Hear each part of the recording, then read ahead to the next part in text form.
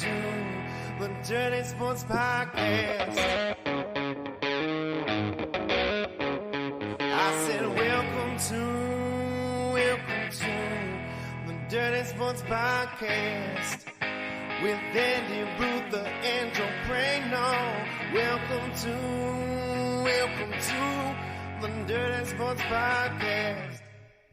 Welcome to the Dirty Sports Podcast. I'm your host, Andy Ruther, coming to you live from Cincinnati, Ohio, with my co-host, joining us today from Las Vegas, Nevada, Joey No Chill Praino. Hello, Andy.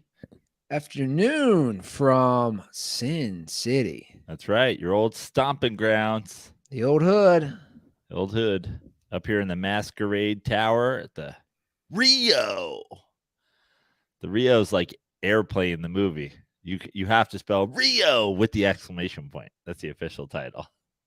The official name. It is. Rio, exclamation point. All Suites Hotel. Poor Rio, man. Supposedly, rumors have it that they're going to dump a lot of money into a renovation. Really? Apparently, the Hyatt perhaps is involved. I don't know if you knew. So apparently, whoever it is, perhaps, I think Caesars is the operating. Correct. Caesars. But they don't own it. They don't own it. They don't own it. Somebody else owns it. So but Caesars operates it. Okay, interesting. Apparently, whoever bought it, I heard this yesterday. This could all be rumor and hearsay. Where'd you hear this? Give me like this is from Mark Cohen, who is the house MC here at the Comedy Cellar. So he's here 6 nights a week. He's Mr. Rio, really. Mr. Rio. He said that this place, the property was offered to the Oakland A's for $1. Oh, I didn't know that. That they offered it to him for $1 to be the location of the baseball field, the new stadium. It is not going to go here. It is going to go close by if it gets moved here, which is also not a done deal. It's not. I thought it was done. I keep saying things. It's not a done deal, but it's I think Oakland, I think the A's basically broke off negotiations with the city of Oakland and also have settled on where a site here would be. Now, it's like a divorce. They've got a girlfriend and they're not living in the house anymore. But until paperwork's signed, you're not divorced. Yeah, it's messy. We've seen a lot of marriages where people are separated for a while and some husband's living with his girlfriend, and then next thing you know, he's back together and the Instagram pictures are back up. I think especially with Oakland, they've tried this with a bunch of different places. I did know they were trying to possibly look at that location for the baseball stadium. And now I guess that didn't go through. They've decided to do a renovation. Well, and supposedly it's going to stay the Rio. Who's there? What performers are there? Penn and Teller is still here. Penn and Teller are still there. I believe that is correct. Even though I don't know, you would know better than me. But it's amazing how much time I spent here. I don't even know where their theater is. Their theater a separate building? So their theater, I don't even know how to describe it. Their theater is there a theater in the back? It's if you came, I'm trying to think how to describe it. If I remember the Rio correctly, if you came out from the pool, right, and you made a right and kept going right, I don't know if this makes any sense. It would take you back. It's a nice theater. I mean, it was. Yeah. So I've never even walked by it essentially, but then there's Wow, which is World of Water or something like that. But it's basically it's a big trapeze set kind of thing. But I think there's water involved. I don't know. There's the Comedy Cellar. And there is so is the Comedy Cellar, I'm gonna guess, where's the Comedy Cellar? Comedy Cellar is right across from the Indian buffet. Okay. It's right. It's kind of almost right down the middle of the thing. I bet that's where the theater used to be where Prince had his residency for. No, that's No. right next to it, though. Okay. Yeah. You're not where the old Chippendales used to be, because Chippendales were in the Rio for a while. Chippendales is still in the Rio. Oh, it's still there. But it's upstairs now in the corner over by where the Smash Burger is by the parking lot. I know exactly what you're talking about. If that's not where I wouldn't be surprised if Chippendales was exactly in the room where we are. I wouldn't be surprised. So you probably can't do this because you're performing, and it would be same times. You need to see Penn and Teller, and you also need to see Chippendales. There's no way you'd be able to do that, though. No. I've seen Penn and Teller there. I have not seen Chippendales. That's crazy to me that both of those are still going strong there. So you figure how many years they were there before I lived there, and this is 2005 through 2007. They're still there. I think Penn and Teller actually put on a great show. I've never seen it. I mean, I've seen bits of it on TV, you know? Yeah, I'm looking at it right now. It's the Penn and Teller Theater. It's real nice, actually. It seats about 1,500 people. You know, there's a mezzanine. And I think I've said this before. When I saw them, they went outside and greeted everybody afterwards. Wow. Which is like a whole thing. Like, you know, you're shaking hands with every single person filing out. Yeah. But man, that's I have a very Teller way of greeting people. I've just you don't talk to them. But you know what's crazy is, like, I point to the other guys. The thought, I don't know, man. Like, there's something about doing a nightly show like that for that many years that, like, I almost find it's almost like hell. I know the money is very good, but does that make any sense? Like, but it's just like, I mean, I think that the part about it is like, why are you even doing this as a career if it ends up just being a career that's like every other thing? Like, you're just going to the office at that point. That's what I'm saying. Yeah. I don't know. There's just the thought of doing the same show. I feel like that doing it for a week at a time, 2 nights, 2 shows every night for a week. It just feels like it almost doesn't even feel like stand-up. It feels like just like a job for the week. Like, is Carrot Top still in Vegas? Does he have a residency? I think so. So, like, he came to Vegas when I was living there. And that's the thing. Like, you're doing the same bit. So here's something. Here's a little stand-up. And his bit is like, Jesus Christ. Like, turn on the lights.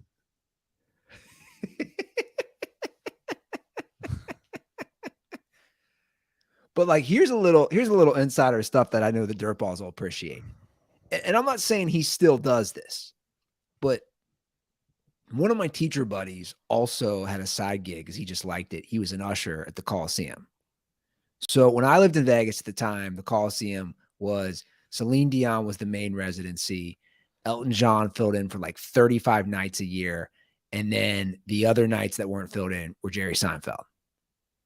And he did it he was going on 3 or 4 years, whatever, when I was living there doing it. Anyway, Jerry Seinfeld did about 10 nights a year. It wasn't that many. But dude, he's like, he did the same exact act, both shows on those 10 nights. And he's like, word for word. He goes, dude, by like the end of the first year, I could do Jerry's hour. And what's amazing about Vegas is the last couple times I've come here, my sets on Monday are totally different because I'm like, oh, I'll just do what I've been doing, you know, like just pull 15 minutes out of the box. Like, oh, if I was going to the Improv or I was going to the West Side Comedy Theater or whatever. And then you quickly realize you're like, okay, adjust it for a little bit older crowd. Yeah. A little bit touristy, certainly more like middle of the country folks here. But what's amazing is then Vegas is like this worldwide destination and this tourist thing. And it's like, you end up doing this act that's like so like typical. because you're like, oh, it's got to cater to just like all these, just like when you just say like American, like it's just a guy. But do you It's just a couple. Are you seeing any, like, I know, at least when I lived there, I'm sure it's probably the same, like the number one tourist destination statistically for people from England was actually Vegas. Like, I don't know if you feel that, or whether that's that way at the Rio, like you feel like, oh, I got some foreigners, but like for me, I don't know. Like Seinfeld's, he's put on such a pedestal, and for the record, like I like the show. Seinfeld, when it comes to stand-up, is it's just not my thing. Yeah. I'm not saying it's bad. It's just I don't put him where I put others as far as what I want to see. For sure. I was just shocked that I'm like, he's like, my buddy's like, dude, this is going on year 3. He's doing but this. Then that's probably like, oh, he had 2 hours or 2, and he's just like, oh, I'm gonna do the hour and 15 that just is like perfect for Vegas every single time. Probably. Now, luckily, I came in last night, and it's like my set will be different Monday to Thursday than it will be Friday, Saturday, even maybe Sunday a little, because it's like, oh, it's younger. People are here like for the weekend, whatever. But then last night I came in and the show's packed because it's Memorial Day. So I'm like, oh, I do something like a little bit different that I'll probably end up doing like tonight, Yeah. I'm like, oh, it's younger, it's crowded. But no, I can see somebody getting caught in just like a Vegas, like straight line. But again, like for me, put it on cruise control. People can do what they want. And obviously, a lot of these contracts are 7 figures, these big names. But I don't know. The thought of like mine's 4 figures. So okay, gotcha. The thought. I didn't think yours was 7 figures, but hey, it's not 6. It's not 5. But that's what I'm saying. Like how I would ask anyone this: how much money? Because I started this with Penn and Teller. How much money is it worth it to you to do the same act every night? Let's say 300 nights, if not more, a year. Like there's something almost like that cycle for me mentally, like you said, is no different than reporting to the office every day. It's like I used to be friends with a couple of guys who played poker professionally. And in the end, like I was like, oh, it's so cool. They're like cowboys. They're like fucking Doc Holliday, just like playing cards every night, fucking drinking. It's like, but in the end, because it's like a money game where it's like, you can't really be like taking random risks whenever you just fucking feel like it. It's like, it ends up being, they were playing poker like 6-7 hours a night and really kind of playing by their book and doing math in their head the whole night and making $90,000 or $100,000 a year. And I was like, dude, you're an accountant. Like, sorry, but you're just an accountant who works at night and eats club sandwiches. Like you may as well just work at fucking KP&G, Yeah, no, for sure.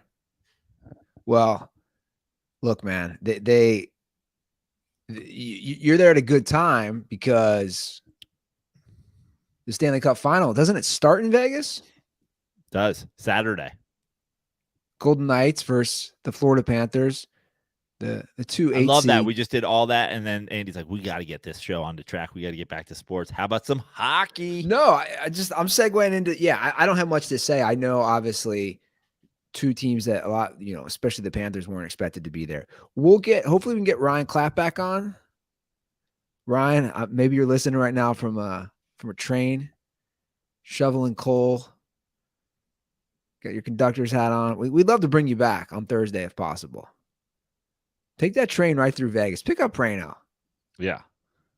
Do a combo appearance live from the train. Anyway, that'll be exciting. I'm sure those tickets are pretty pricey. Plus, they'll be during your sets. Yeah. I was hoping. That is something I miss about sports. It feels like with all the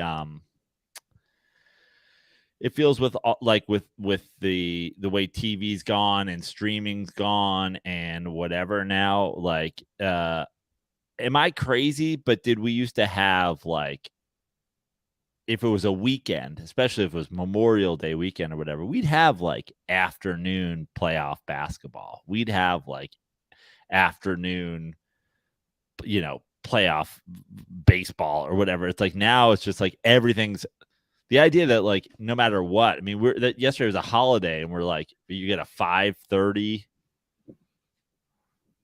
basketball start every night of the week, no matter what. Yeah, well, I mean, it was prime here, 8:30. I thought it was actually a great time. And that's why we're doing it today, obviously. Yesterday, holiday, travel day. Yeah. Game 7. What are we going to do? Kind of preview a game 7? Now we can talk about the game 7. And you know what? There was a lot of people coming at me. Ruth or curse? I'll play a quick call. There's a lot of people coming at me. Oh, Ruth or curse the Heat. Ruth or curse the Heat. Here's a quick call about it. Miami Heat people were like, dude, pick the Celtics. Pick the Celtics. Everybody wanted that. And sorry, I have it on silent. Calling because I feel like I have no choice but to humbly beg Mr. Andy Ruther to please pick the Boston Celtics to win Game 7. Please. I am humbly begging you, Ruther. Please pick them because no amount of voodoo or santeria out here is better than the Ruther curse. So please, pick Boston. I mean, for the sake of us all. So that's Jose from Miami. So like, because I believe it was after it went 3-1. It wasn't the last episode we did, but 2 episodes ago, I was like, any chance of the Celtics coming back? And class was like, no. So let me break this down. Obviously, we didn't have a show. I'll tell you though, the Ruther curse is in and then play. There was like, and then sports gods were just like asleep in their coffin, and then they heard Ruther go, no way, and it was like the Undertaker waking up. Well, you talking about like gifts? I felt like the Jordan Peele gif of him sweating because I said no way, but after how Game 6 ended, they lose at the buzzer. At that wild game, they lose at the buzzer. I said no way in hell the Heat win Game 7. Like I didn't say it on air. I said it to everybody else though. Like I was shocked, even with I wasn't shocked that Boston was favored to win Game 7, especially after they came back from 3-0. But the way that they barely escaped in Game 6, I was so shocked that it was 7.5. I actually got into Vegas yesterday at like 5:15, 5:10, something like that. And I got that's like when I got into my room. I got here late 4 something, checked in, got upstairs, turned on TNT, saw the timer at the top, and it was like 22 minutes to tip off. And I was like, shit. If I want to bet this game, I got to go right now. And I literally got in the elevator, went back downstairs, and was like 7.5 points. I was like, I want the Heat money line. Like no team has ever come back from 3-0 in the NBA playoffs. See, I know. And it was plus 235. I thought it was going to happen. For me, I was just trying to gauge you're behind that game in Game 6. Butler gets fouled, makes the 3 free throws. He obviously had a poor game, but he hit those clutch free throws. I was just playing the game. Now they got to go back to Boston for a Game 7. So for the record, I 100% thought the Heat were going to lose, which of course the Ruther curse then goes the other way. Yeah. And not only did the Heat win, they beat the living shit out of them yesterday.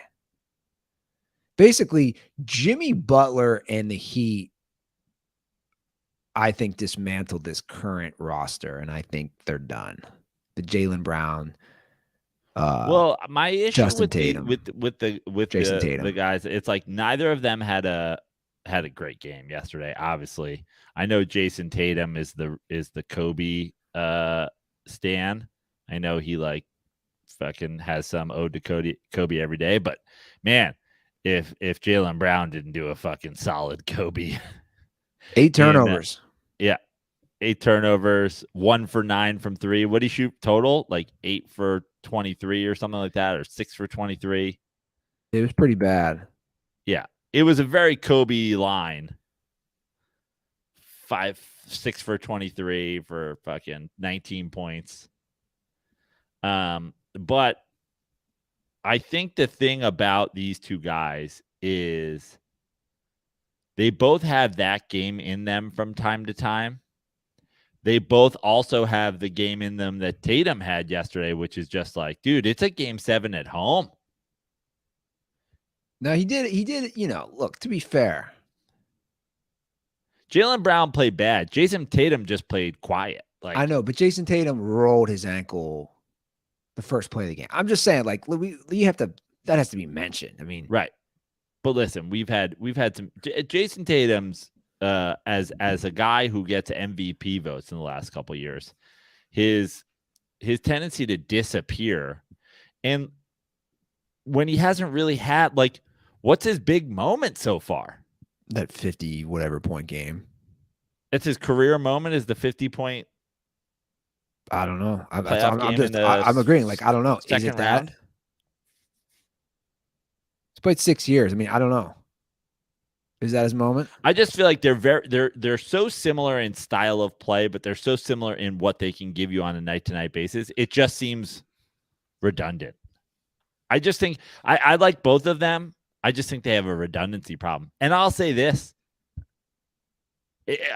Listen, I'm not a Celtics fan by any means. And I'm not rooting for them to get it right and go on some fucking thing. If you're taking apart this team, obviously both of these guys aren't leaving, right? Everybody's like, well, bye, Jaylen Brown. Like, here's where he's off to. Is Jason Tatum so much better No. than Jaylen Brown that you couldn't do the exact opposite and keep Jaylen Brown and move from Jason Tatum and get so much more value for him than you would? Well, I'll follow up with this. I agree. I'd follow up with this from just asking from like a chemical makeup of this team, right? So I think we can identify a lot of these teams and what they are. Like, we all know what the Miami Heat are.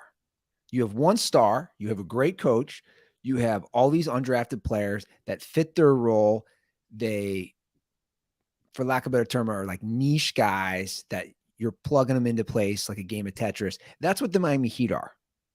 We know what their buildup is. We know they're never down when they're down, right? They're down double digits. They're going to fight back. They're gritty. They're tough, blah, blah, blah, blah, blah. What are the Celtics the last few years? That I don't know. What are they? They're a top to bottom talented team where, like, their role guys are going to be more talented than your role guys. They're like fourth options better than your fourth option. Their veteran, like Al Horford, is going to like show up. It's like they're just like on paper, they're really good and really talented.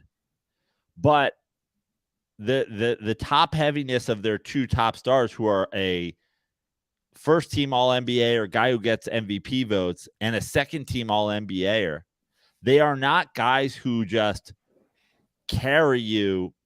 Like in 2020 when LeBron and Anthony Davis did it, like you could have a game, I could have a game. You could have a game, I could have a game. We both have games, we're unstoppable. I'll say it again, with two guys that are supposed to be that. Jimmy Butler is the best player in the fucking series. And that's not from a statistical standpoint. I'm just saying he's the best player on the floor. Yeah, he's the all-around best player on the floor. No doubt. And the reason I asked that question, I'm saying, like, what are the Boston Celtics? Now, the thing I said about Jaylen Brown and Jason Tatum, I don't know who you go and you get for whoever. Like, I don't think you probably can't move Jason Tatum for a single player that's on his caliber. You probably can't, trade Jason Tatum for Luka or whatever. But not that solves still having some sort of redundancy problem. But what are you getting for like where's Jaylen Brown getting moved that he's bringing back some kind of thing that puts you over the top? Yeah, and who's that piece? What type of player would you want to pair with Jason Tatum? I mean, like I said, to me, he hasn't turned into that guy yet. He's still very young. He could. He was put in a good situation. I just want everybody to remember that. Like my thing on like somebody like him. Now we all know the Kyrie was not a good situation, but I'm just saying, Right. like you were put in a pretty good situation with a top franchise, arguably the top franchise, along with the Lakers, historically in the NBA. You had pieces around you. You had a good coach in Brad Stevens. Now, obviously, he moved to the front office. My point is, like, you were put in a great situation. You got one NBA Finals. Like to me, that's why, and we'll transition it here to Miami. And obviously, I've really been stroking Jimmy Butler, and I've turned into a huge Jimmy Butler fan. Like, not just from this year, but from the last few years. Well, that's why enjoy it. You probably have 5 games left. Well, and you're probably right. But that's why that's the very reason why I tweeted what I tweeted last night after the game. And I know people were like, well, of course Ruther did because he's, a Kobe hater now. And I would not call myself a Kobe hater. I would steal one of your terms, a truther.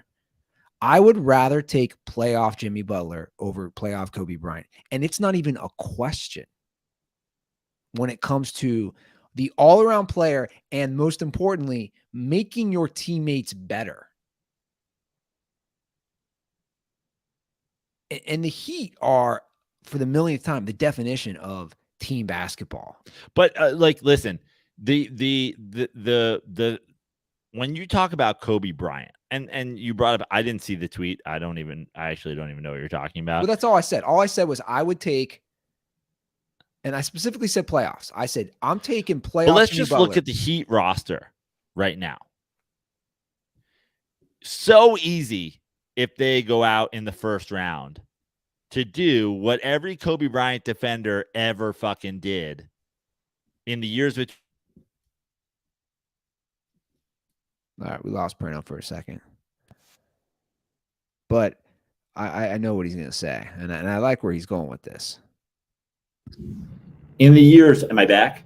Yeah, you don't have the microphone. Try it. Am I back now? Yeah, you are. Okay. God damn it. That's what I get for pounding the table here. It's so easy to look at the Heat roster right now and just say the names the way people did in the 2 or 3 years that it was post-Shaq, pre-Powell.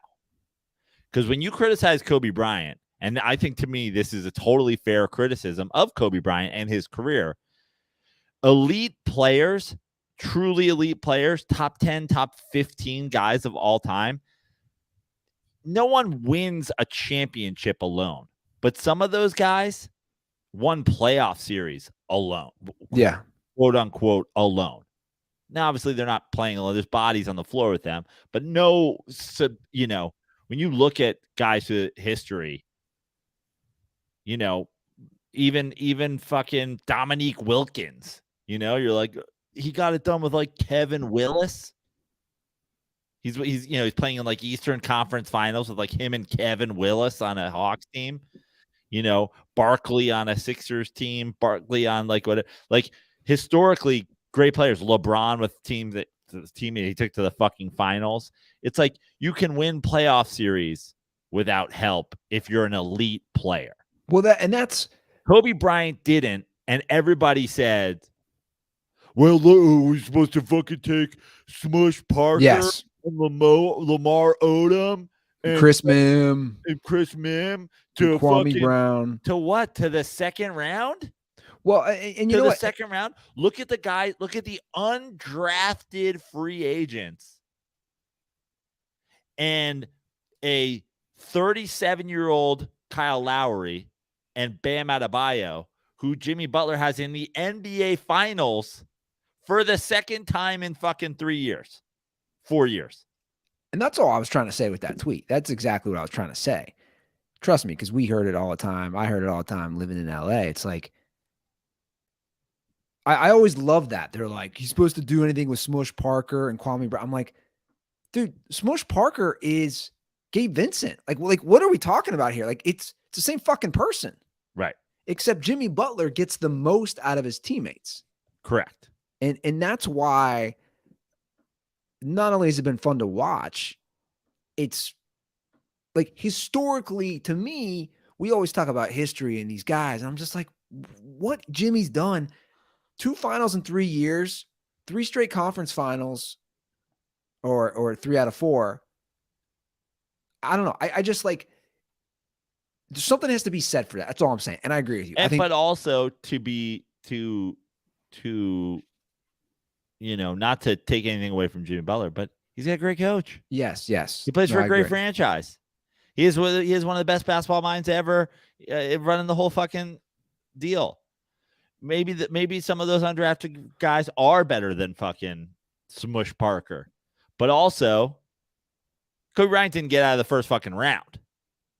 Oh, well, look at the teams he had to go up against. Dude, Jimmy Butler is an 8 seed.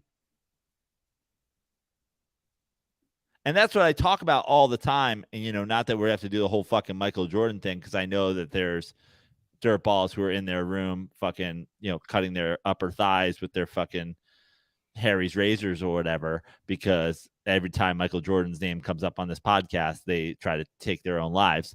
But, people always like say, when I say, hey, Michael Jordan got swept in back-to-back things, like, well, he played the fucking Celtics. He played the Celtics. Yeah, because he was the 8 seed, because he had a losing record. Oh, Kobe Bryant had to go up against the 1 seed Suns or the 2 seed fucking Spurs or whoever. Spurs or whatever. Yeah, because he couldn't lead his team to a fucking higher than a 7 seed.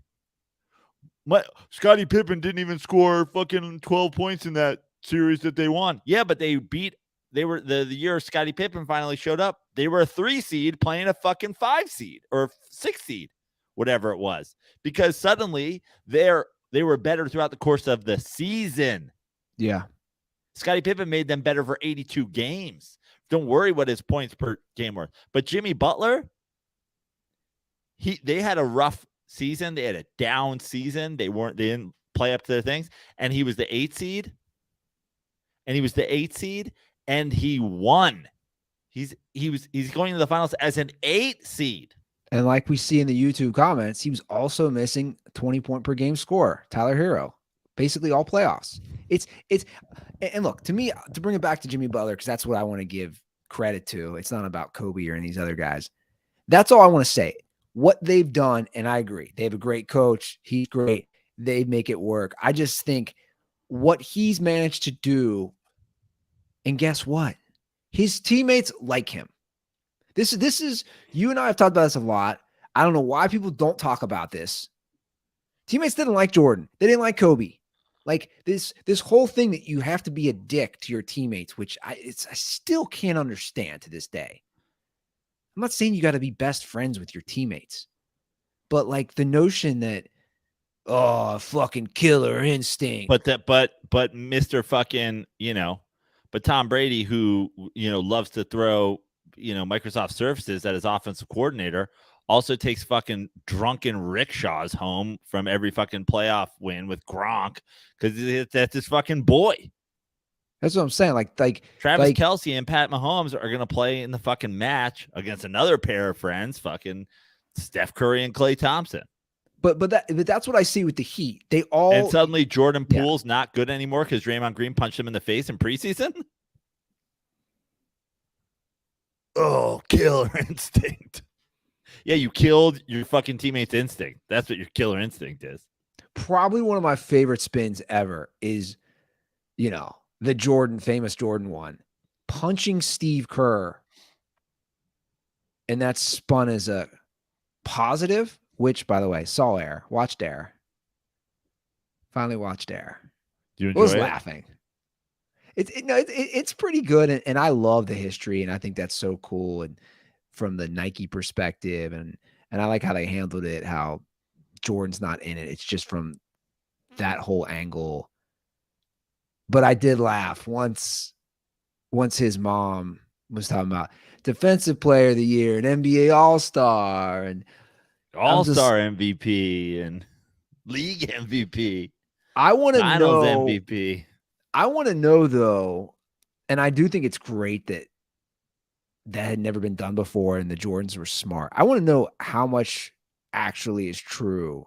I'm sure I could Google it and I haven't yet. Of his mother or his father, whoever was like, hey, if they're going to put your name on this, you need to get a percentage of sales. Yeah. Which, obviously was the beginning of all these guys doing it. And rightfully so. You should get the money for that. But no, I watched it. It was pretty good. It's definitely another propaganda piece. And also saying the greatest basketball player ever at the end was just like, oh, and then they doubled down. A lot of people think he's the greatest, greatest competitive athlete of all time. Yeah. Which obviously, which by the way, when I make my counterpoint movie, Water, about the Michael Phelps story, I'm also going to put at the end. Water. I'm also going to put at the end that he is considered by many the greatest competitive athlete of all time. Because unlike the Michael Jordan story that wants you to believe he did it all by himself, Michael Phelps did do it all by himself. Well, this is a nice little segue to Scottie Pippen hopping back into mainstream media, weighing in. Now, look, I want to caveat this with what Scottie Pippen said. Clearly, he's upset that his ex-wife is getting boned by Jordan's son. I'm not disregarding that. No one's disregarding that. But like people want to. Look, two things can be true at once.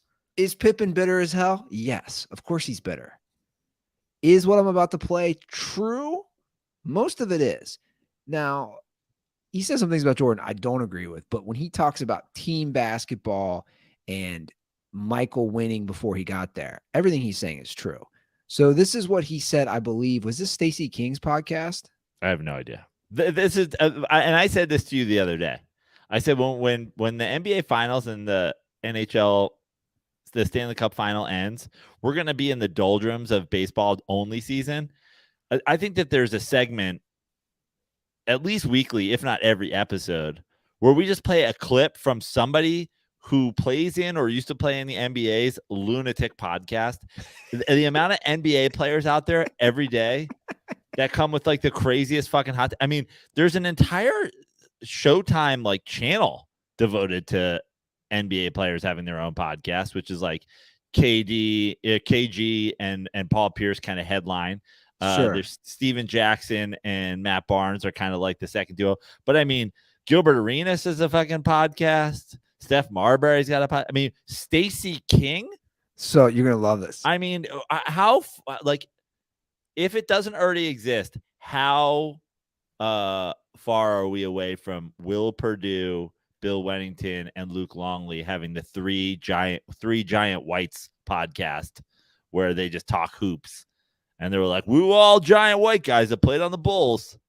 So the Stacey King podcast is called Gimme the Hot Sauce. Gimme the Hot Sauce. And I'll tell you what, Stacey, I'm looking at your graphics. You really got to update these graphics, man.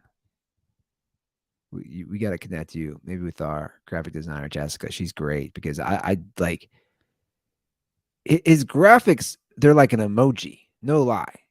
It looks like an emoji. But anyway, he went on Gimme the Hot Sauce podcast. And of course, this thing instantly turned viral. LeBron will be the greatest statistical guy to ever play the game of basketball. And there's no comparison to him. None. So, does that make him the greatest player to ever play the game? I'll leave that out for debating because I don't believe that there's a great player because our game is a team game and one player can't do it. Like, I seen Michael Jordan play before I came to play with the Bulls. You guys seen him play. He was a horrible player. He was just pause it there. Okay. A lot of people were like, okay, you lost me because you're just calling him horrible, which I think we both. By the agree. way, obviously when I'm at home, I have a whole different setup. Right now, I have a lamp without the fucking shade on right here. I mean, I'm doing the best I can with my Vegas hotel room setup. Scotty's at home. How did no one tell him about how lighting just works in general? There's no one that even works for Give Me the Hot Sauce who's like, put the camera on the others. You have an entire, like, it looks like a scene in The Hangover when they wake up. It looks like a scene. It looks like a scene in a vampire movie where he's about to burn to death. The light is just pouring in. I was thinking the him. same thing. It looks like it looks like somebody. It looks like an alien spaceship is taking off outside his window. There's so much light coming in from behind him that I don't even know if that's actually Scottie Pippen. Is that just a guy doing a Scottie Pippen impression? He's basically just a shadow. It's amazing. Horrible. It's absolutely amazing. I was thinking that, we were talking about the lighting you had to deal with being in, up high in a casino hotel. Like, Scotty, close the curtains, man. Come on. Or turn around and face the light. Yeah. And also, like, you're calling Jordan horrible, which I don't agree with, right? He was not horrible. You're not going to agree with that. He was not horrible. But the only thing horrible is your lighting, Scotty. Get it under control. So he calls him. But I mean, he like you said, he says a couple things that are absolutely true, which I think everybody that when we do this debate, listen, I'm obviously not against comparing players of all time and saying who is great based on what they do as a person. But what he's saying is like, listen, to win in basketball, no one does it alone. And even with the 1 stars, the 2 stars, whatever, like you need bodies to fill out. Like everybody has a role. Sure. And there's no more proof of that than the 1995 Bulls, who were just not big enough for the 1995 Magic. They had Jordan back. They had Jordan scoring more points per game than he scores in 96 when they go 72-10 in postseason. They have everything. They just didn't have Horace Grant. In fact, Horace Grant was on the Magic. They weren't big enough. And if you listen to Kenny Smith talk about it, he's like, we would have beaten that Bulls team if they made it to the finals. They weren't big enough. They weren't big enough. They had to face Shaq, and then they would have had to face Hakeem. And obviously, he's like, Shaq and the Magic weren't big enough for us. So everybody needs help going 6, 7, 8 guys deep on a roster. That's how you fucking win. If Michael Jordan had better teams before Scottie Pippen got there, he wouldn't have been an 8 seed, and he wouldn't have lost in the first round 3 years in a row to Terry Cummings, the Celtics, and the Celtics. No one disagrees with that. But the point is everybody loves when he says he's horrible. Obviously, he wasn't horrible. He had in one of those series before Scottie got there, he scored the most points that have ever been scored in a playoff basketball game. To which I often counter, well, you didn't win a single fucking game of the series, so maybe fucking pass. Yeah. All right, so this is where Scottie says a lot of things that we're going to agree with. It was horrible to play with. He was all one-on-one. He's shooting bad shots. And all of a sudden, we become a team and we start winning. Everybody forgot who he was. Well, it's look, again, in the sense of basketball, like it wasn't like if you look, I read Scottie's book, obviously it's biased. Like don't get me wrong. And obviously he talks about this in his book. And he's trying to sell books and make money. I'm not stupid here. Like I get it. Doesn't mean he's not wrong. Like that's the point of Scottie shows up. Oh, we're suddenly winning. Oh, we go to the triangle. It's like Jordan, to his credit, did find the guys, right? Hey, Steve Kerr, you want to make this shot. John Paxson, you want to make this shot. Like he did learn how to pass. He did learn how to get his teammates involved. Hence, they won 6 titles. I don't know. Right. It's just, obviously this debate will never end, but it's really not. This doesn't really even have anything necessarily to do with the GOAT debate. I know that's Scottie. That's how Scottie let it off. But to me, that's sort of why I don't even, think that there's a question, because when you're looking at people when you're trying to compare great players of all time, LeBron's got all the statistics. And it's not like he didn't win a championship. Like, again, my thing isn't like how many championships you won. You just have to prove to me your style of play can win you a championship. And then if you get all the accolades, if you get all the things, if you look at, everybody's career in a vacuum, how many MVPs should LeBron have legitimately won? How many, look at his greatest scoring seasons and compare them to Michael Jordan's scoring season. And then also ask yourself, do you want the scoring champ on your team? Michael has 10 scoring titles. Do you want the scoring champ on your basketball team? Do you want the scoring champ on your basketball team? If your answer to that is no, like the answer in the NFL is, do you want at this point, we have an unabashed no. You don't want the guy who throws for the most yards on your team. This year was the first time he won a Super Bowl. Patrick Mahomes. You don't want him though. Yeah, there's moments where it could happen. It happens more in the NBA than it happens in football. But you don't want it. Historically, you don't want it. So if the answer to your question is no, if you ask a head coach, if you ask Eric Spoelstra, do you want the league scoring champ on your Heat team this year? And he says no, then your 10 scoring titles mean nothing to me. Well, it's funny you say that. I was looking up that earlier in the show, that 2005, 2006 Laker team that didn't win a playoff series. The Kobe, the Odom, Smush Parker, Chris Mim, blah, blah, blah. Kobe averaged 35 points a game that year. I'm sure he was the scoring champ. Didn't win a single playoff game. Right. You don't. The answer is you don't. Who led the league in scoring this year? Was it Joel Embiid? Yeah. Right? Didn't even make it to the conference finals. You don't. Plain and simple, you don't. Now, Jordan made it work, obviously, a lot. But Jordan scored a lot more points before Phil Jackson and Scottie Pippen got there and before they were winning championships. Yeah. And, that's the thing. It is really all about team. And I've had this saved for a while because I want to bring it up. And listen, this isn't about the GOAT debate. This is about the shit that Scottie Pippen said. This is an article. Text winner told Phil Jackson to remove Michael Jordan from Game 6 of the 92 NBA Finals because he was holding the ball too long. The Chicago Bulls defeated the Trailblazers in 92, blah, blah, blah, 6 teams, second of championships. Text winner told Phil Jackson, Michael Jordan is holding the ball too long. Bulls were down 15 points to the Blazers heading into the fourth quarter. A Game 7 seemed inevitable. Jordan was trying to win the game by himself. Text winner saw that. He went up to Jackson and told him, you have to take him out. Michael, meanwhile, was trying to do too much, said Pippen.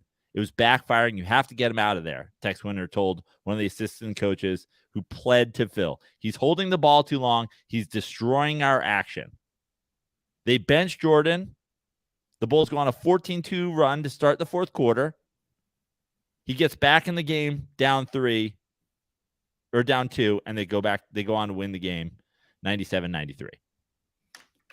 That's everything that Scottie Pippen said. Yeah, you know who he benched him for? No, but it was Bob Hansen. Right. I mean, I wish I was making this up. I'm looking this up. When the fourth quarter began, he benched Jordan for Bob Hansen, a guard who'd averaged just over 11 minutes per contest during the regular season. So he came in, Hansen drilled a 3-pointer, the run starts. Bob Hansen. Sounds like a guy who helps you put a roof on your house. Oh man, Bob Hansen will help you do that. But look, and that's the point. It also sounds like a guy who Michael Jordan and his team have worked to get removed from the history of NBA basketball. He probably doesn't exist in any score records. Probably doesn't exist in the box score of that game. Bob Hansen's been murdered. Bob Hansen's been removed. His family's been murdered. They're all in a car filled with concrete at the bottom of a lake. It's like Bob Hansen. I don't know who you're talking about. Bro, you know what's funny? You say that. I literally put his name in and some other dude shows up. Yeah. I mean, even if you look at the Bulls' 63-point Jordan performance, somebody did a great breakdown of the end of that game. And Michael Jordan misses a shot to go to to end regulation. He misses a shot at the end of overtime. But again, like to me, the point of all this and what Scottie's saying is it is a team game, and that's my like overall. Now theme. again, he was horrible. That's him fucking. That's Trolling. his son fucking your Yeah, wife. that's him Your being a ex-wife. dick. Obviously Jordan was not horrible. He's a great player. So that's him being a dick. But a horrible ball hog. But again, like why are the Heat and why are the Nuggets in the finals? They play team ball. Their stars share the ball. That and look, and that's the point. You have two squads who play consistent team basketball. And I think that's the overall point of this whole discussion is like the NBA world, especially NBA Twitter. Actually, let's go beyond Twitter. Just NBA social media is like so focused on hero star ball. 100%. Right? Like it's so focused on that when I know you're ready for it and you should be. You've already said this. When the Heat, let's say the Heat lose in 5 games, we're not going to tarnish Jimmy Butler for going 0-2 in the finals. No. But if he was a different player, we would. 100%. It doesn't make any sense. Jimmy Right. Butler is because Jimmy Butler's not threatening anybody's legacy right now. What do you think Jordan thinks? I was thinking that. Like, well, like when he sees the Pippen thing, is he laughing? Does he get mad? Does he just like fucking idiot? Like, Dude, somebody said good game to him and he got mad. I think he gets mad, Andy. So you think he gets mad? Like, does Jordan watch this? Or does somebody just tell him? Somebody tells him, right? I mean, it was a 48-second clip. He's not going to pull up the clip. Michael Jordan seems like the guy who's like not fucking super social media savvy. Well, yeah. I mean, we've seen how he dresses. He had the same oversized suit for how many years? The what the fuck is Michael Jordan wearing Tumblr is one of the all-time great 2008, 2010 websites. It's the best thing ever came out of Tumblr. Those big old jeans, a giant earring, Hitler mustache. He should combine all those together at some point. I think he did, Andy. Did he? Yeah. Did he combine them all? Ripped, oversized jeans, sweater vest, hoop earring, Hitler mustache. You don't give the Heat any chance. I really don't. I'm sorry. Like that's the thing too. And as I put on my story yesterday, obviously rooting for the Heat against the Celtics. Really don't have any sort of rooting interest in the NBA Finals.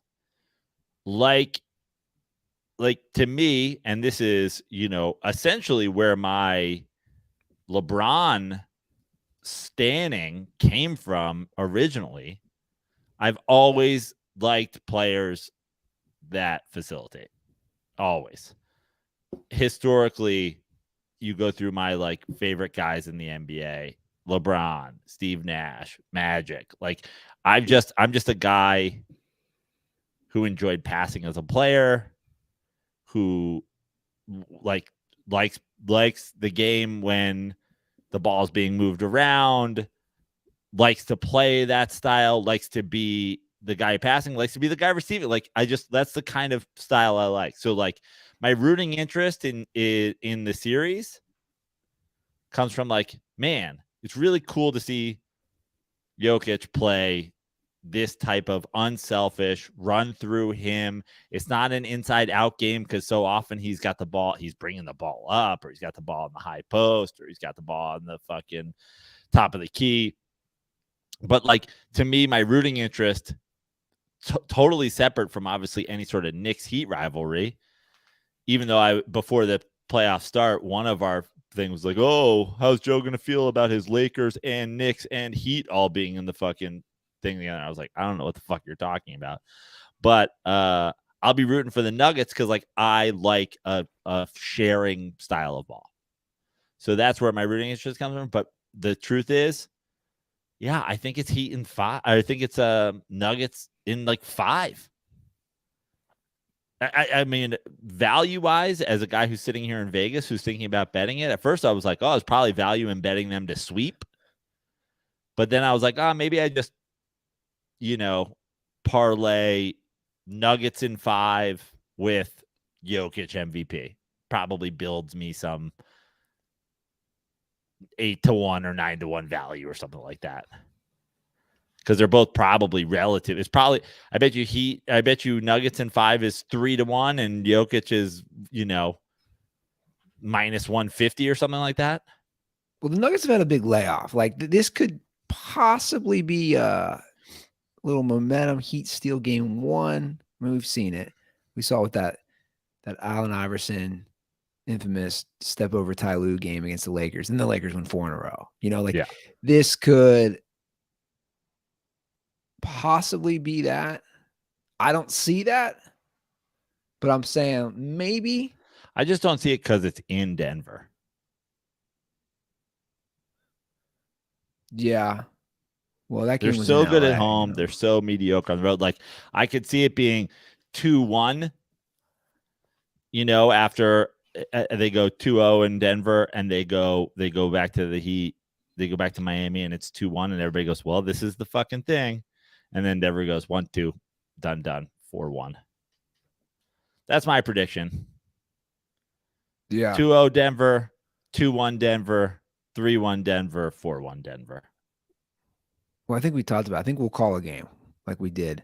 Let's do it. The Lakers Nuggets game. I think we'll call a game on YouTube Live again. It's always a good time. Maybe I'll hop into the vault. Make sure I have some what you talking about, Willis quotes ready. What was that guy's name? Where am I blanking on his name? What? But why are you pulling those out? What is the occasion for that? Because it's just random. What's Gary the guy? Coleman? Gary Coleman. R.I.P. Gary. Yeah, because it's just like when we go live, it gets off the rails. It just gets wild.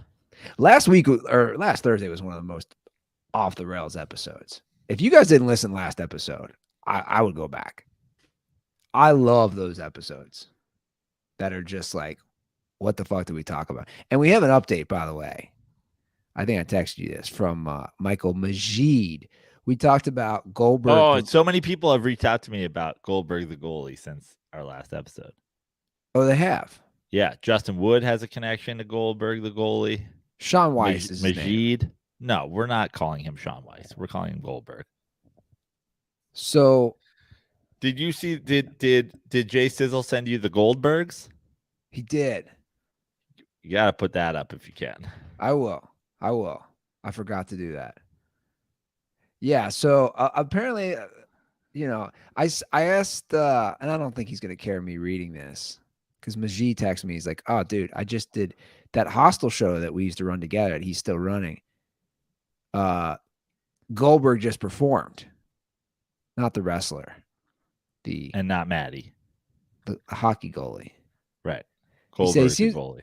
He's like, he's a nice guy. He's probably just made some bad decisions. And I'm like, yeah, no, I'm all for somebody getting on their feet. Absolutely. Also, listen, I'm all for second chances, guys turning their life around. Of course. Yeah. Of course. I also do love I do love being a crackhead, being categorized as made some bad decisions.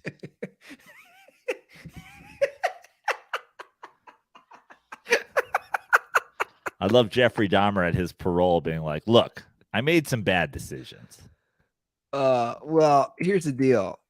I texted Magic and he goes, the humor can get dark for sure. Now, I sent you, what did I send you? I sent you something and I couldn't stop. Well, first of all, I looked at his Instagram. He's in with this dentist called Dr. Gabe who gave him teeth. It's funny. I see this is just 2 weeks ago. I dare you to tell me this isn't the best toothpaste and mouthwash you've ever had. Not a paid ad. You can find it. So it's him and this guy. But what did I send you? I got to pull up what I sent you, Praino. I was like, I know we talked about this last episode, but I have to bring it back up because it was so funny. I just couldn't stop laughing. It was an Instagram post of his. Okay. I'm already laughing. I'm already laughing. This is just so ridiculous. So this is Goldberg from the Mighty Ducks. And I think no, is it this one? Yeah. It's this one. And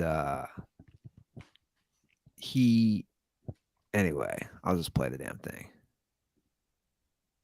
Oh man, come on. Found in my experience that God really, and I hate to be God, I'm not that guy, but God wants you to know him God wants you to be aware of it. You just have to go searching. So I've found that a lot of people say it's not there, but they've never went searching, like done a real search for themselves. Like if you lost your wallet, right? You would tear your house up until you found it. You would search for 3 hours. Right. But if you ever went searching for God like that, Yeah. have you ever? And I'm telling you that if you do, you will find something. I promise. Amen. But there has to be a dedicated search. Can I make a suggestion to Goldberg? Yeah. Put an air tag on God. I have an air tag in my wallet, and then I just never lose it. He's like, not to be a God guy. Use the Find Your God app on your iPhone. Goldberg. I'm not gonna lie. There's a part of me. Because you said it before, and I hadn't even thought about it. For the DSPN angle of the Goldbergs, can we add Goldberg the wrestler? I mean, I've had 2 great 3-man podcasts at this point. Will Perdue, Luke Longley, Bill Wennington, 3 big whites. And then the Goldbergs, Matty Goldberg the goalie, former wrestler Goldberg.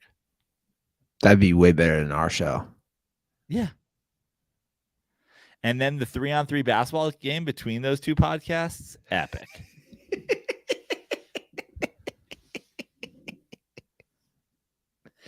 I kind of want to go see him when he comes to Cincinnati.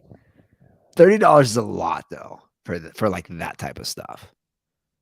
Like, does it just turn into a preaching seminar where you're like, hey, well, buddy, I'm not here. Jehovah's Witness came to my door the other day, by the way. Did you shoot him? Well, Get off my lawn. I was. I don't know what the state of Ohio is these days, but a lot of places in our country right now, you can't knock on doors anymore. Well, you could knock on my door, and they were very friendly. And they get you. That was taken back. It's like an older woman, younger woman. And I see people at the door, and it's also Saturday. And she said, I opened the door, and she said, what'd she say? She asked me about the meaning of something. And I instantly knew they were religious people, of course. They had tablets. I said, and I saw they're already next door. I was like, man, they're hitting tablets everybody. like with the 10 Commandments on them, or like They just got off Mount Sinai. No, they had the electrical tablets, and okay. She asked me electronic, not electrical, but she said, what'd she say? She asked about some meaning of something, and it's like a deep spiritual question. And I said that's deep. I don't have all day.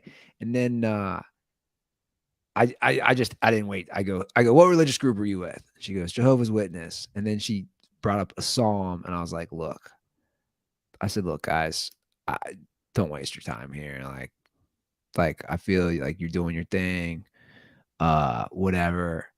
And then like they didn't get. I had to make a joke. I was like, so they got you guys working Memorial Weekend? I was like, isn't this I was like, we got a pool up there. I was like, you guys should be relaxing. And she's like, no, this is God's work. I'm like, but it's a holiday. God has no days off. Like it's a no holiday. Days off in the office of the Lord. And then it was crazy. And then I showed her the Instagram video of Goldberg, and she's like, that's my son. I was like, Who would have thought? So I didn't. Did you pick up on this? Why does Goldberg still sound exactly the same as the first Mighty Ducks? Like his voice. I did expect his voice to be deeper when you played the clip.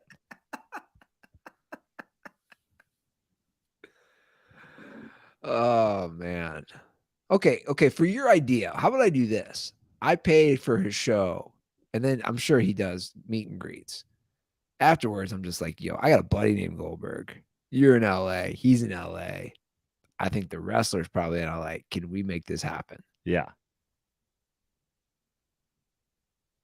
I guess I should tell Maddie Goldberg about this first. Yeah. And see if Maddie Goldberg's got a connection to Goldberg, the wrestler. And then be like, if you do, we can sprinkle in Goldberg, the goalie. I like it. Can we get Gold Star to sponsor the whole thing? Oh. The Gold Star Bergs. I like that.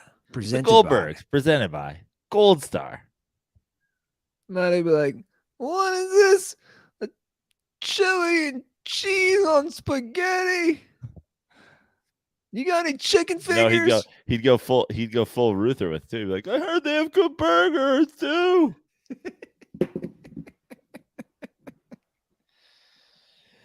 You're in luck, Maddie. They do have chicken fingers in the kids menu. True story.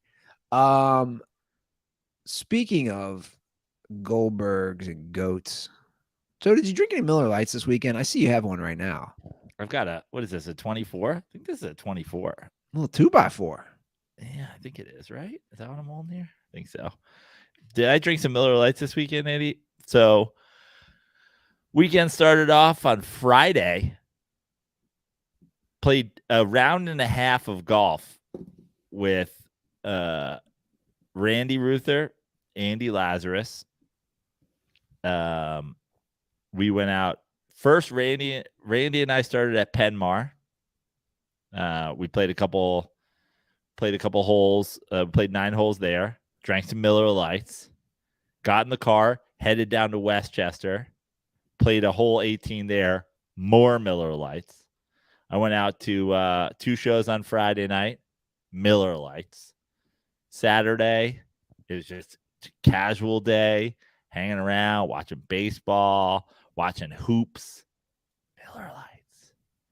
I ran out of Miller Lights at home and literally went out Sunday and was like, I need to get Miller Lights because I'm not prepared for the end of Succession without Miller Lights. Yeah. Went out, got some Miller Lights, cracked a cold one, poured it into a pint glass like somebody talked about last episode. Poured it in a pint glass, watched the finale of Succession, got up Monday, came down to Vegas where they stock the green room here at the Comedy Cellar with Miller Lights. Had a bunch of Miller Lights during the show. Went up to the bartender because the bar here has Miller Lite bottles. The green room has Miller Lite cans in the refrigerator. Walked into the bar, dropped a $5 in the tip jar to start my week and was like, hey, and he's like, Miller Lite Joe, I remember you. They handed me 2 Miller Lights. I took them to the green room. And then on my way out of the show last night, I stopped at a little convenience store in the lobby, got myself a 2x4, as you called it, because I was like, tomorrow I have the Dirty Sports. So I've been pretty consistently on the Miller Lights from Friday till today. Well, it's perfect time, right? Summer. It's Miller time. Guys, with a Miller Lite in your hand, summer doesn't just taste great. It tastes like Miller time. To get Miller Lite delivered right to your door, visit MillerLite.com/dirty sports. Or you can find it pretty much anywhere that sells beer. Celebrate responsibly. Miller Brewing Company, Milwaukee, Wisconsin. 96 calories and 3.2 carbs per 12 ounces. Now, I don't want to give any spoilers away, but what did you think of the final of Succession? I thought it was awesome. I did too. I thought it was awesome. I thought it's in terms of wrapping up a show like that, so many of them leave you confused, upset, disappointed. I mean, I think I'm of the opinion that the Sopranos finale was also fantastic, but a lot of people left feeling like they didn't get an answer. I'm like, well, you did. but a lot of people left that way feeling it. Breaking Bad, certainly a little confusion, certainly a little, what's real, what's not real, all that stuff. I thought it was awesome. I thought it was really well done. Yeah, I did too. I thought it was great. No spoilers, but I sent my brother and my sister a text on Saturday and said there are some sites where you can bet who will be the successor. And I think we should bet this person. And the offshore site I use in California, because there's no legal betting in California, sports betting, didn't have it. So I called my brother, and he checked the sites that he uses in New York where it is legal. They also didn't have it. I was like, all right, we'll check again tomorrow. We didn't touch base tomorrow. I was correct, but we didn't get the bet in. But I had predicted it, and I've been predicting it for the better part of this full season. Well, I'm in a little withdrawal, I'll be honest.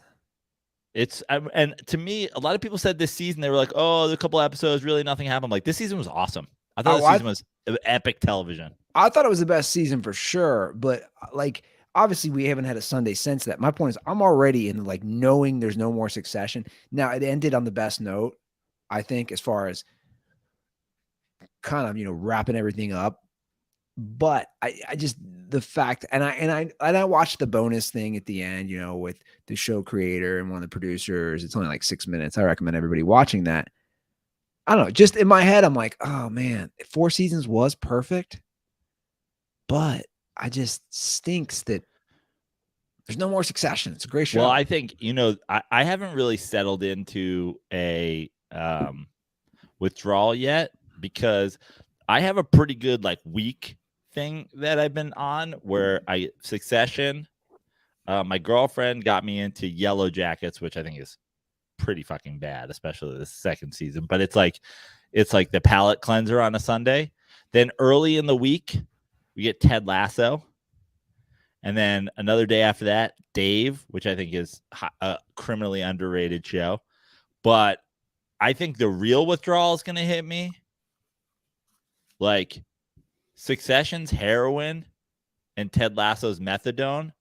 When they pull my fucking when Ted Lasso's about to end as well, I'm not prepared for that. The withdrawal that comes from both of these ending simultaneously.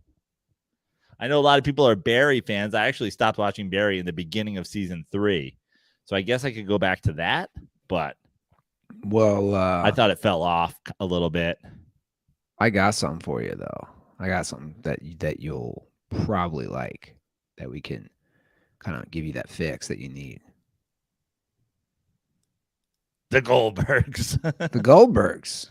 It's like your family was so cool in the 80s. Look, I love that DJ Sizzle has added the third Goldberg during the course of this episode. DJ Sizzle. That's amazing. On top of it. Yeah, the Goldbergs. So funny. Manny's probably the only one, well, obviously, with the name Goldberg. The other guy's name's got to be Goldberg, right? You think? Yeah. Why would you be a wrestler and pick Goldberg? I don't know. All right, let's get to some dirtball calls. 310-359-8365. That is our hotline.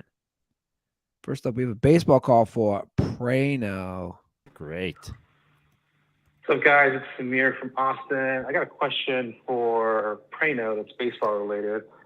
My Texas Rangers are currently leading the league in run differential. They've had a massive turnaround after being just dreadful last year. A lot of that's due to some free agent pitching signings that have been pitching a lot better. But the offense is, I think, leading the league in runs scored, or very close to the league in runs scored.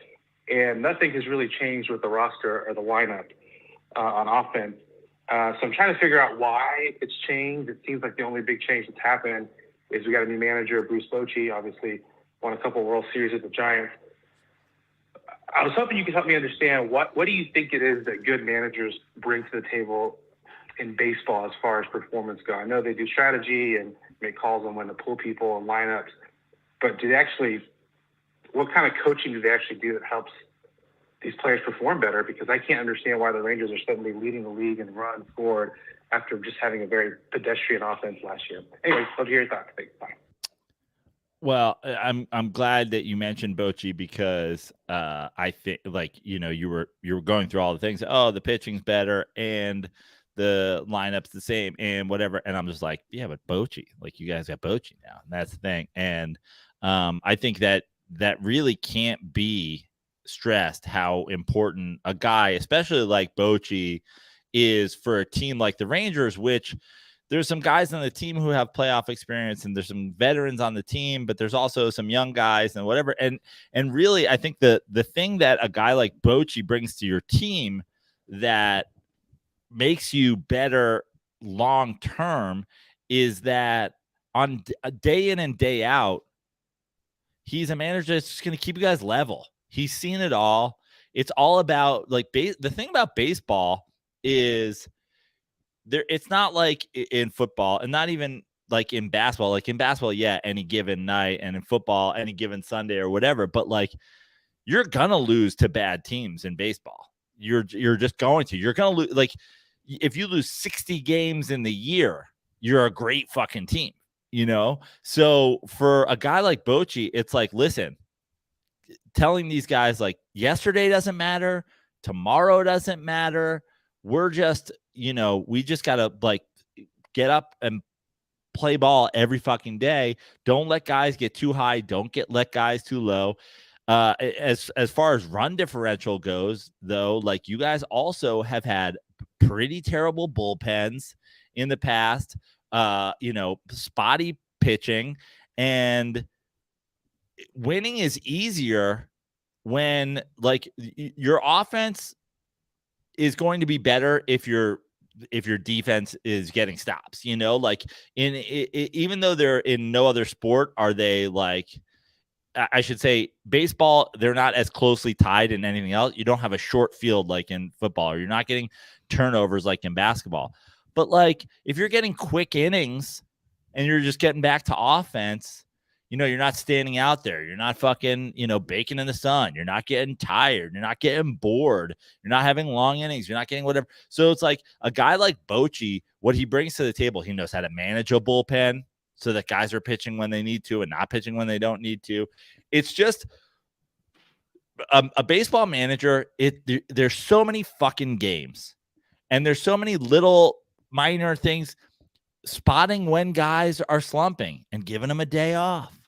Spotting when guys are hot and getting them in the lineup more often. Managers that don't have great experience don't know how to fucking do that stuff.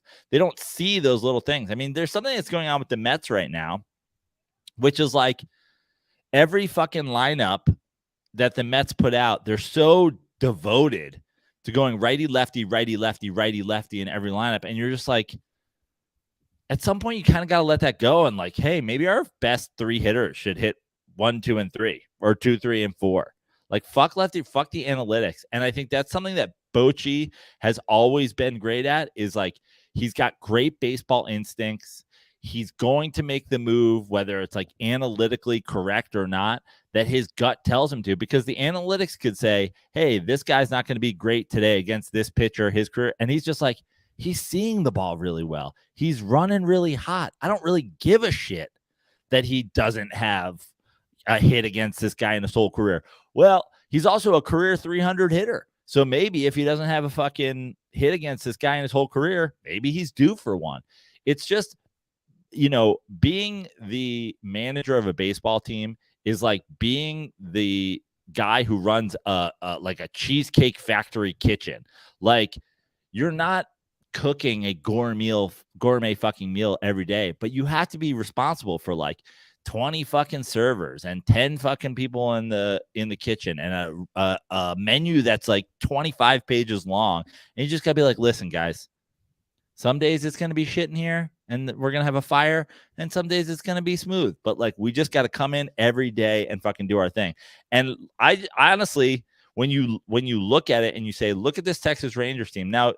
over the course of the last couple of years, they've added the pieces that have gotten them to where they are. And it takes some time for all those guys to gel.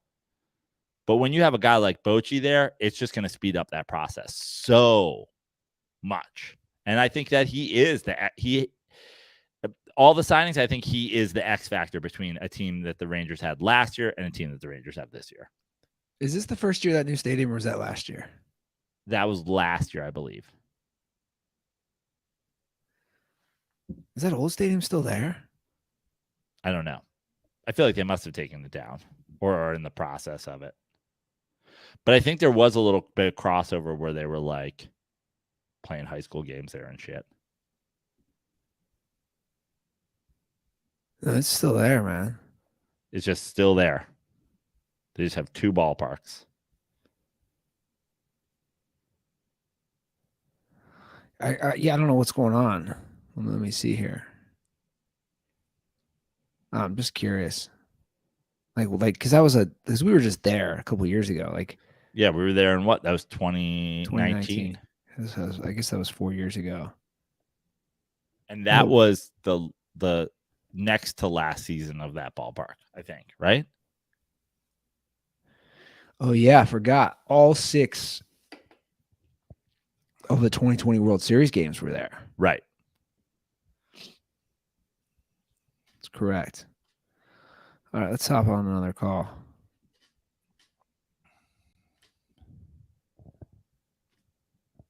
Dude, I got to stop doing this. Jesus. Sorry, I've muted everything. Hold on.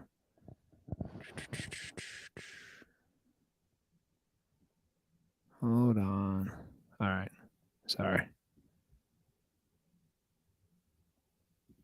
What am I doing here? Let me just pull this back up. Struggling. Wrong thing. Get it together. Like Goldberg on crack right now. What am I doing? All right, we're gonna try this again. There we go. Andy, Joe, it's your number 1 Minnesota farmer, DirtBall J. Non-sports question for you. Wife and I are planning a trip to San Francisco in the end of July. I'm thinking we got 4 nights, a couple nights in San Francisco, maybe a night or 2 in Sonoma. What are your recommendations? Hey, dirty boys. Condoms are forever who wants to use one. You've spent some time in San Francisco, Andy. Well, the first one, Joe gave me this one years ago. Don't put any. You said you can't even leave a phone charger in your car if you're downtown. Yeah. Like, no joke. Like, joking, but not joking. I saw somebody on Instagram the other day say they leave the windows open on their Tesla. Have you seen this? Yeah. On their Tesla to say, you hey, seen that? No. I've seen people leave their trunks open and their windows down. Yeah. I'm trying to think. Let's see if I can remember some of the spots that I liked. God, dude, it's pathetic that I don't remember. My first piece of advice, I know you're going there with your lady, but the first important piece is just don't match with anybody on Bumble named I forget that girl's name, but if she owns a dog or if her husband owned a Mastiff, just stay away. Oh yeah, the Tonga room. Jesus, thanks. There you go. I was Jesus. like, that's obviously on my list. All right, you take it from here. Well, Tonga room's great. You got to go for a tiki bar. It rains every fucking 30 minutes. The band comes out on a boat. It's a must do. You got to go to the Tonga room. At least have one drink. Stay long enough for it to rain. See the band perform out on the boat, and then you can move on. It's not a place you got to spend the whole night. Is that in the bottom of the basement of the Fairmont? Correct. Another good bar you can get great Mai Tai tiki style drinks in Chinatown. Lipo. Go there. Tony's Pizza Neapolitana. They got meatballs the size of your fist. That's in what's the Italian part of town? I'm forgetting the name of that fucking part of town. What is it? I was thinking about that. I know what you're talking about. It's right over there. It's a good part of town. Yeah, that's where Cobb's is. And God, I forget the name of the part of town. Anyway, there's a real Italian part of town. Joe DiMaggio, I think, got married to fucking Marilyn Monroe in the North Beach. North Beach. Yeah. So Tony's Pizza Neapolitana, you can't go to the slice window. You got to go to the restaurant. Get a pizza pie and get yourself a big fat order of the meatballs. Right across the street from that, Joe's Original Joe's Cafe, our boy Damo's favorite spot. If you can't get into Tony's Pizza Neapolitana or whatever, you could always eat over at Original Joe's. It's amazing, but also they got great cocktails over there. Maybe go over there for your dinner after you get like a meatball appetizer or something like that at Tony's Pizza Neapolitana. That's great. There's so much good like dumpling in Chinatown action, which you should mess with. And then going over just obviously like the down by like the Golden Gate Bridge, the marina, the Presidio. That's a great spot to walk around. Where was the we were walking around starving that night and we found that late night that those Philly cheesesteaks. Oh yeah, that was between North Beach and like the financial, like the downtown like Market Street area. Remember how good, and they use the cheese whiz. Yeah, those were some bomb ass. Yeah, cheesesteaks. What part of town was your buddy again? He was in like where Tony was. Yeah, I think he was in like Outer Richmond or something like that. But and that was all right part of town too. But you don't need to go out there just to. But we hung out in the marina area. We hung out in a bunch of different places. But there were some epic nights in San Francisco. Dude, like, so fun. It's such a fun town. It is a fun town. We've had some epic nights in San Francisco. That's the birthplace of Fat Jason Kidd. Yeah. I was going to say, go to the ballpark. The ballpark's kind of my probably top, in my opinion, top 3 ballpark. It's a great ballpark. It's a great ballpark. In the MLB, it's pretty much top of my list right now. With I think there's a couple things that are like I've heard Pittsburgh's amazing. I do love Petco, Citi Field, Dodger Stadium, but like I mean, San Francisco is as good as it gets. Really, what is it, Land's End? What's that? The area? Yeah, there's a Land's End area where you can like walk around. You're like by the ocean, and that's a cool area. I like that area. Yeah, very cool. But like, just know, man, like people don't realize like it gets cold. Like that, like this isn't Southern California. The Bay is fucking cold. Like we go to those Giants and Mets games in June. We'd be in like hoodies. Well, the year I did Just for Laughs. So what was that? 2019. I was in Tahoe, and it was like 70 degrees in Tahoe because you're at like elevation or whatever. And then I drove west and through like Folsom area, Sacramento, and it was like 105. And then I went to San Francisco. It was like 60 degrees, 58 degrees. Like the microclimate there, I mean, it was literally 50 degrees colder than it was like 20 miles east. Yeah, it's not, I mean, and I'm sure there are days, but like the beach is there. It's not like you're laying out at the beach. And it sounds like he said he's going to like Sonoma and stuff like that. I mean, we spent a lot of time in Oakland, which is really fun too. It's got some Brooklyn vibes. North of the Golden Gate, like Sausalito, go have some drinks or brunch or lunch on the water in Sausalito. I love San Francisco. Yeah, it's a fun town. You can go to the beer bar where Andy drank hard kombucha. Oh, yeah. Is that stand-up show still exist? Was that the setup? Yeah, it's not there anymore, but it does still exist. It's not at that bar. That was a fun little bar. Yeah, that room is great for comedy. Oh, it was a great room for stand-up. All right, guys, give us a ring, 310-359-8365. That is our hotline. We're on social at The Dirty Sports. Yeah, and Andy, because inspired by that, or sort of a reminder from that call, he said a non-sports call. I'm stuck. I've prepared a little bit better for this trip to Vegas. When I come to Vegas, it feels, you're here for 7 days. Last time I didn't even bring my golf clubs. So I brought my golf clubs. If anybody lives in the Vegas area or is a frequent visitor and has any suggestions on where to go play golf, maybe hidden budget gems, that would be great. Let me know. If anybody wants to play golf, hit me up. But I put it on my Substack, and you can reply to it in my Substack. In my Substack, I put up a post in the I put up a thread in sort of the chat section. I'm going to do a podcast I'm going to do a Joe Praino podcast where I'm here, and I'm basically calling it like a mailbag episode. So you can reply in that chat, literally any question you want. Where to eat and drink in San Francisco? We're going to just talk about whatever. So if you want to talk about anything non-sports, and you want to get it out of the gate before, next episode of the Dirty Sports Podcast, reply to that thread. Subscribe to me in Substack. It's free. Reply to that thread, and I'm going to record one this week. I'm also going to record, since we got a baseball question, an episode of Dirty Slides with Laz while I'm here, because I'm stuck in a hotel room unless somebody wants to go play golf. Cool. All right, guys, that's our show. Thanks for sticking with us. We'll be back on Thursday, so just a couple days off. Yeah. Shows. Guys, come see me in Stamford, Connecticut, June 7th. Come see me at the Comedy Cellar this week. Come see me in New York while I'm there. And follow me on TikTok and Instagram. Cool. All right, guys. That's our show. Thanks for sticking with us. And as always, stay dirty.